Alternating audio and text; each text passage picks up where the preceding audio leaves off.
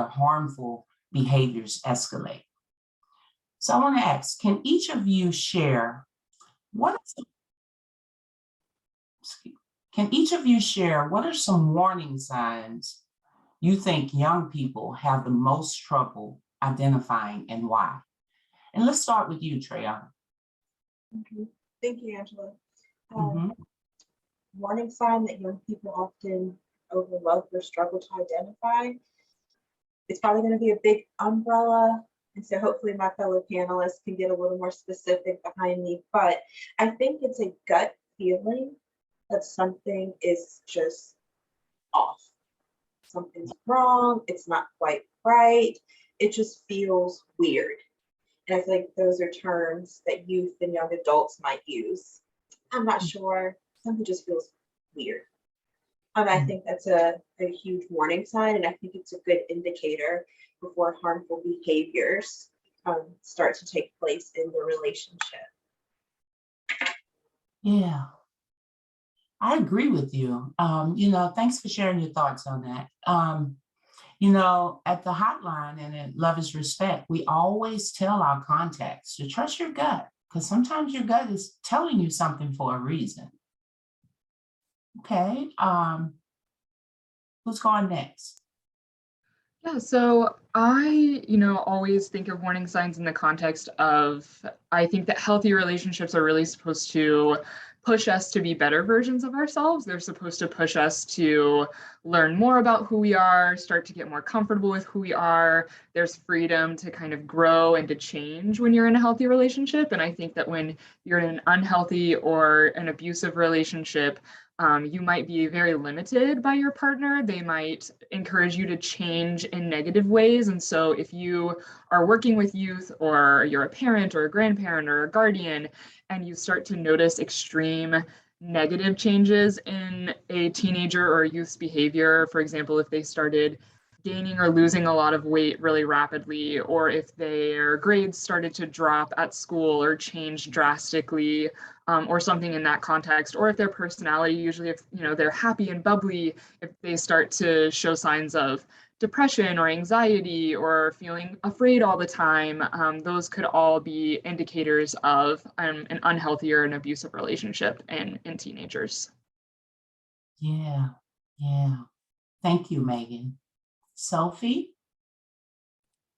No, I think those are so true. And to get a little more specific to Triana's point, this gives you a really icky feeling when you are in a relationship and there's a huge power imbalance, especially if you're dating somebody that's much older than you or something like that, where they have more power in the relationship.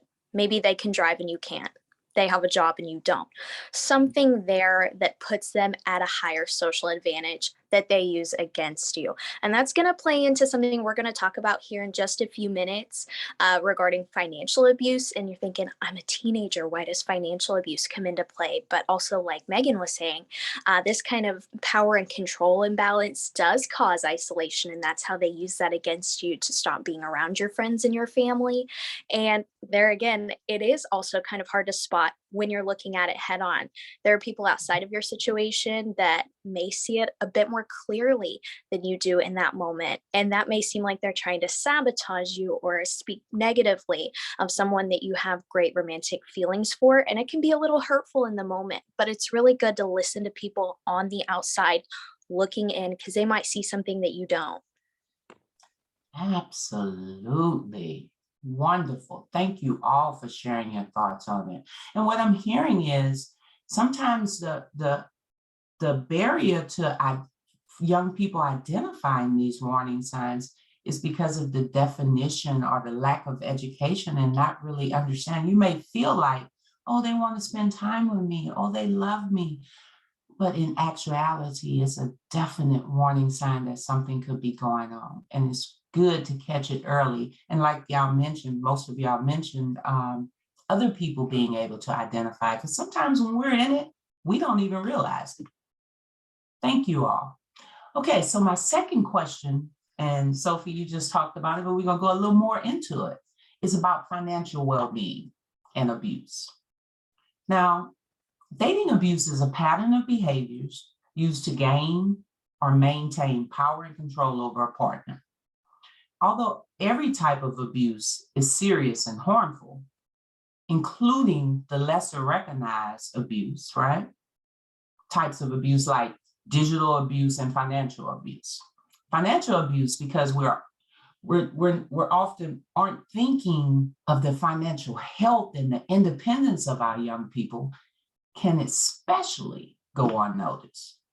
So it's so important to be able to recognize the economic inequality that can actually start at a very young age, right? Middle school, high school, college, which is directly tied to our health and well-being. So let me ask, how can finances play a role in a dating relationship for a young person?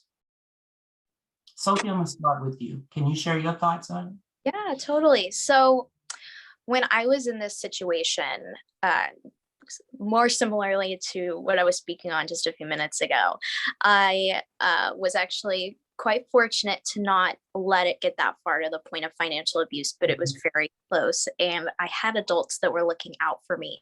And if it weren't for the fact that I may have not been as financially conscious and educated, I would have let it happen. And that's not to say that anyone makes any abuse happen to them.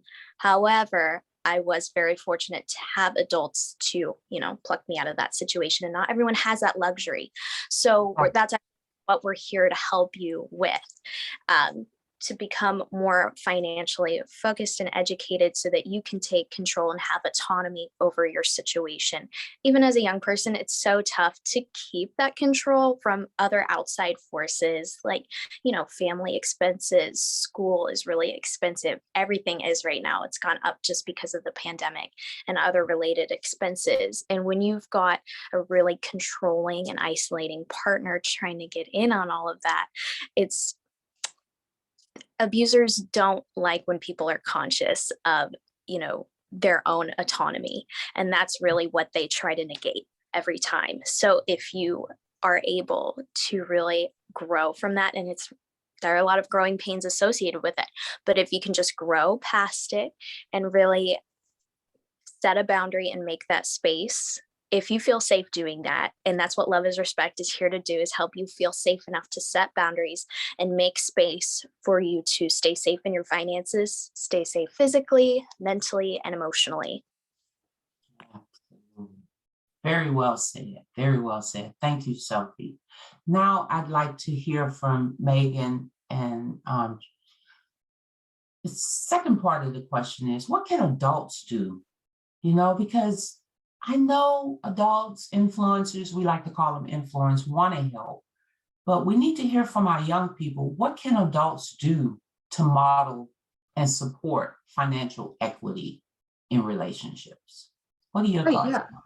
I think that that's a great, additional part of the conversation. And I love the way that Sophie kind of framed it. But like you said, Angela, it is important for there to be some sort of follow-up or tools for parents or guardians or people who have influence in youth's lives. And so I think that going out of their way to kind of try to help provide some sort of financial education, I think especially for women or for people who were born as or socialized as women, especially, there can be kind of that lack of education and training around finances just because of the stereotypes that still exist, unfortunately, within the construct of gender, just assuming that men or boys are going to have to be the ones that grow up and kind of manage those finances for a family. And even then, there's not always a lot of education, but I think providing that basic education, helping young people learn how to budget, just walking them through that, because there should be kind of some hands-off, giving youth a control over their finances, just because especially if a youth is experiencing abuse in a relationship, they are used to being controlled. And so I think just making sure that you're providing your youth with options for how to spend their money, or helping walk them through various methods of how to track their spending, helping them look into different apps that they could use, but really taking an approach of, I'm going to join you and kind of help you in this journey, instead of let me look after all of your finances and control that for you, because that just kind of gets them used to this idea that they should be controlled and that they are not capable of handling their own financial resources. And so I think just educating and also walking alongside are both really important pieces of this for adults. Absolutely.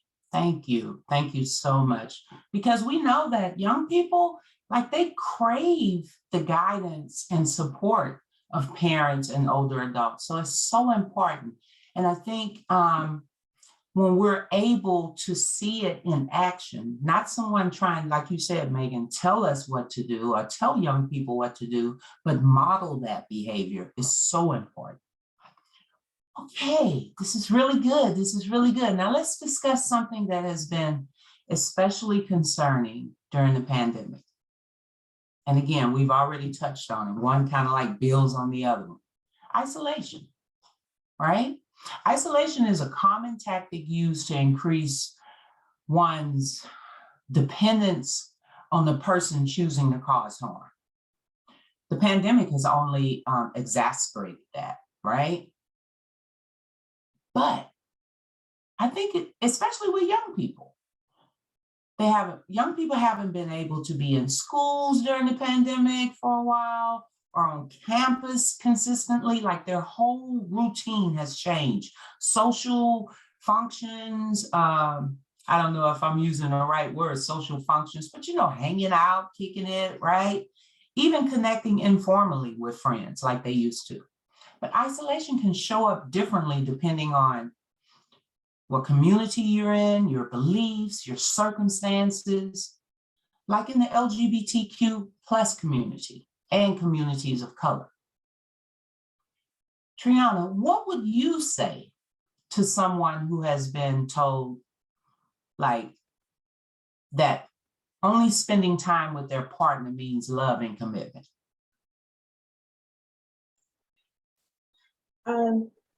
I would ask that person, well, what do you say on the matter? What do you feel? What do you think? Mm-hmm. What's important to you? I think an important part of having a healthy relationship is knowing yourself, being true to thine own self. But that sounds all well and good, right, Triana? But for youth and young adults, we don't know ourselves that well. Yeah. We're still getting to know ourselves, right? So I think in a relationship, young adults or youth, if we're dating, we're in a relationship and our partner comes to us, like you said, Angela, that love and care looks like really only spending time with me, I would suggest that young person go back to themselves. You mentioned that with Love is Respect and at the hotlines, we often probe folks to listen to their gut. And I think that's where something like that comes in. And if you're not sure, I don't know. I don't know what I think. Well, what they said, it sounds good. I would encourage that person to maybe go back and just reevaluate. Just take a step back, reevaluate, or evaluate for the first time ever what you think, what your response to that question is. How do you feel about that question? Yeah. Yeah. Thank you. That's deep. So what I'm hearing is starts and ends with you. And it goes back to what I was sharing about earlier. I like to call it the 3 E's. Love is Respect is about education. So educate yourself on what a healthy relationship is. And you can keep it real simple. Love is respect, period, right? And then make sure that you're feeling empowered to make the decision that's right for you. It's okay to spend time with other people. It's actually healthy. So it's concerning if someone is telling you that you should just spend time with me, that you should just call me, that I need to know your location on your GPS or your passwords. Again, goes back to all the warning signs. Like I said, it all builds on each other. Thank you so much, Triana. That was very deep. Now, LGBTQ plus youth or young people, they may face even more isolation and barriers to accessing support, you know, because based on stigmas, stereotypes associated with their gender expression, their sexuality. And how about this? Especially if someone is not even publicly out. Megan, I want to direct this question to you. How can someone's gender identity be used to control them? Yeah, so I think that it's really important to frame that question from the perspective of, you know, when somebody is a part of the LGBTQ community, specifically if they fall under the transgender umbrella, if they're gender diverse in any way, it's important to recognize that systemically and legislatively, often people within that community, like other marginalized communities, are constantly under attack. And so I think carrying that weight with them really affects their mental health and can make them susceptible in some ways to that power and control, because maybe they're looking for somebody who's going to be willing to comfort them, to be there for them, to walk with them through that experience. So I think it's important to understand that perspective, as well as the idea that unfortunately, when you're a part of a marginalized community, that community can sometimes be seen as sort of a monolith, and you are kind of supposed to be a representative of that community in certain spaces. And so I think that there's so much pressure on youth who are a part of the LGBTQ community, both to be these representatives of their community in spaces that they're in, as well as the institutional pressures that are coming from often schools or legislation or other areas. And so I think it's really important to understand that those dynamics are at play. But as far as, you know, how an LGBTQ person's identity specifically could be used to control them, it could look various different ways, such as, you know, their partner might threaten to out them to friends or family if they don't do what they say. Their partner could use their dead name, which for anybody who isn't familiar with the phrase dead name, specifically for gender diverse people, often once they learn who they are and try to discover their gender a little bit more, they might choose a different name that fits their new gender identity a little bit better. And so their partner might use their dead name or use their incorrect pronouns on purpose, just to kind of make them feel less than, make them feel like they aren't important, or kind of use that against them.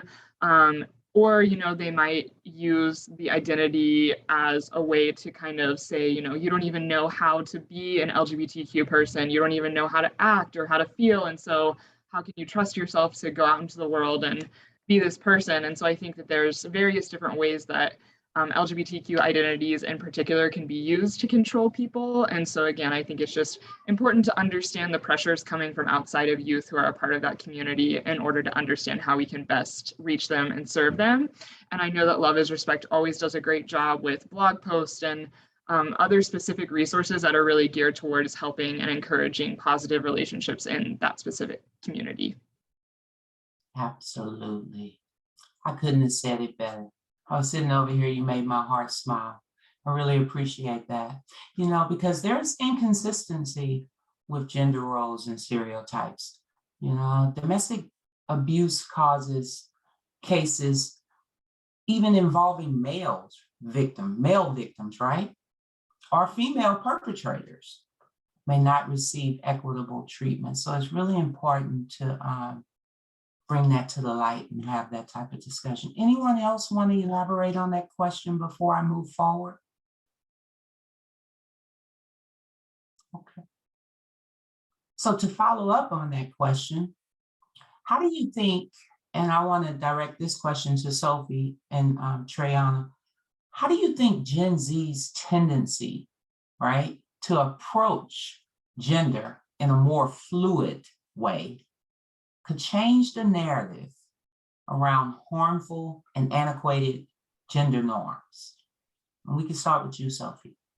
Okay, yeah. So this is one thing that I'm really proud of for this generation is our unapologetic disruption of harmful gender stereotyping, and that we are more vigilant of these types of behaviors, especially in the workplace, in schools, in homes, in family dynamics. It's wonderful. And we are more intentional with identifying the risk and protective factors associated with these harmful behaviors that lead to domestic violence, that lead to financial abuse, that lead to dating violence. And that we are proud of the fact that we are openly living in this new ecosystem where we are preventing and intervening in situations that could become harmful for everyone across the board, regardless of age, identity, background, socioeconomic status. We are more open and accepting of all people, and we believe in all these equitable futures and situations where harm is limited and, being able to thrive is plentiful. Yeah. Yeah. Thank you, Sophie. Thank you, Sophie. Triana? Yes. I want to preface my response with, I'm a true millennial. I'm an early 90s baby, so my response is going to be coming from a place of admiration for Gen Z. I 100% agree with Sophie that Gen Z is unapologetic, period. But I also think Gen Z is relentless and unapologetic in questioning norms, standards, authorities, and things of that nature. And I very much admire that as a millennial, because I recognize that my generation just kind of did things because that's just what we were told and that's just what we were taught, and you just did it. So I can really appreciate that about Gen Z. And one thing that Sophie started to hit on a little bit is, I'm just going to keep it real. I'm going to use the real language. Gen Z has all the smoke for every and anybody. That's lay people, just you, like you and I. And we talk about cancel culture and is it good? Is it bad? Is it problematic? But that's one thing that I think has grown and Gen Z has kind of birthed is this cancel culture and having the smoke for anyone who needs to be canceled. Now, what canceled looks like is a whole nother webinar, but I appreciate Gen Z and calling people out in their harmful behaviors. And I think that goes back to Gen Z being born in this like technology era and you were born with it and you grew up with it, is that we're calling out not only abusive and harmful behaviors that are happening now in the real time, but we have it for the people who were abusive and harmful, okay, some years ago. And I really appreciate that. And so I think Gen Z just has this unapologetic and relentless tenacity about themselves to eliminate harmful behaviors and make sure that healthy and safe environments and systems, to Sophie's point, are plentiful. Unapologetic. Woo! Thank you so much to both of you, all three of you all, for your thoughtful answers. I'm just so happy and excited to be able to hold space with you all. And this past year and a half, just working with you all, I've learned so much. And I'm sure our audience is really appreciating these thoughtful answers. So now I want to shift our conversation slightly, right? And let's talk about what youth, young people need from adults in their lives. Many young people are trying to figure out, and someone said that earlier, trying to figure out what a healthy relationship looks like.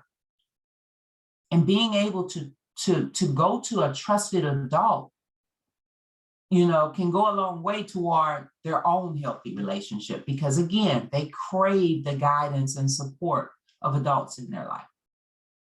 As some of you may know, Love is Respect partnered with the Allstate Foundation to create a fabulous, and I'm not just saying that because we played a part, it is amazing, a fabulous discussion guide for parents and influencers meaning older sisters, aunts, uncles, teachers, counselors,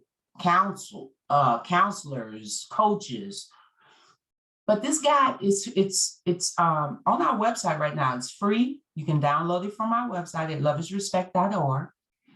But it's not meant to be like everything. Our goal and what it's meant to be is a starting point for these important conversations. And hear me when I say important conversations with our young people, right? Because young people's relationships may face added barriers. And I have to keep saying that, due to race, sexual orientation, and or gender identity. Now, let me ask y'all, have you or someone or like a peer, and y'all just be running and talking, right? Ever had a conversation with an adult, and left that conversation wondering like, are they even listening to me? Right? And I want each of you to answer this question. What are some tips you would offer a parent or other adult in your life, or just period, in supporting our youth?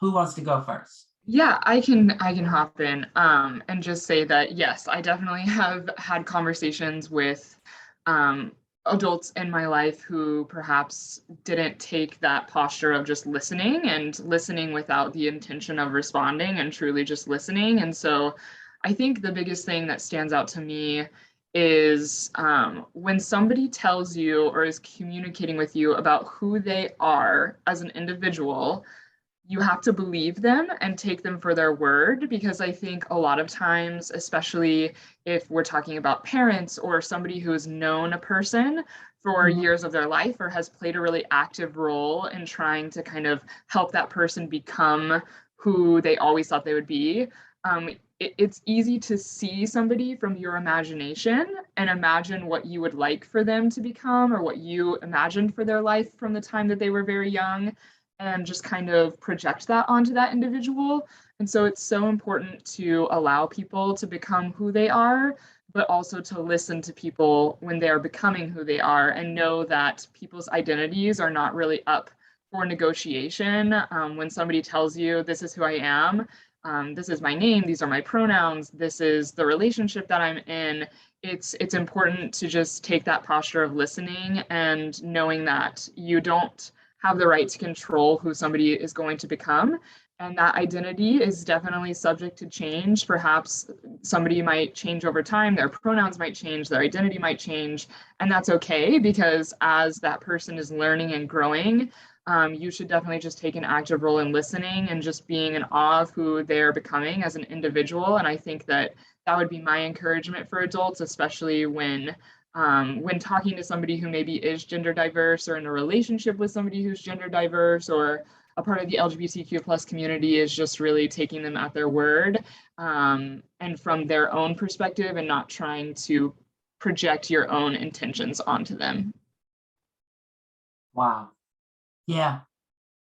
I guess what I can say to that was amazing. That was amazing. Thank you. I see you. By listening, right, and using the tips that you just shared, you're allowing that person to be seen. I think that's amazing. Who wants to go next? I can jump in. I actually think my starting point is going to align with a question I saw in the chat. And I can actually speak on behalf of adults that intervened in my situation. I had a double-edged sword or do in my life that I'm surrounded by a lot of survivors of domestic violence. And with that, they seem to notice the signs right away, not because they were inherently educated in the way of having resources. They were educated in the way of experience, which was full of a lot of sorrow to see a generational cycle continue, but we all knew that it ended and it stopped with me, which is something that we're very grateful for, fingers crossed. And that, I had strangers walk past me and speak with my partner and I for a minute and pull me aside and be like, I'm concerned about you.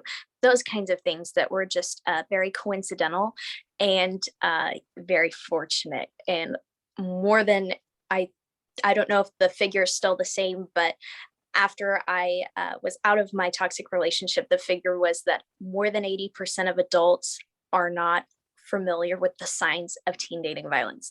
They would not be able to spot it and recognize it, even if they were looking it straight in the eye, especially in the age of technology, which was a huge risk factor in my circumstance, which I'm so fortunate that things played out the way that they did, and know that there is still hope, is still resources that you can take to gain the same results. I know that everyone's journey is going to look very different, but safety is at the end of the tunnel for all of us, especially because of love is respect. I think my finishing point for advice for a lot of adults, and I know that this is directed not specifically to adults that I speak to that are trusted these days, thank goodness, but maybe if adults that you're speaking to happen to be part of institutions where you are being an advocate, being a volunteer, or seeking resources, teen dating violence is a year-round venture. And I've noticed that a lot of adults treat it like another marketing campaign that they just have to get through.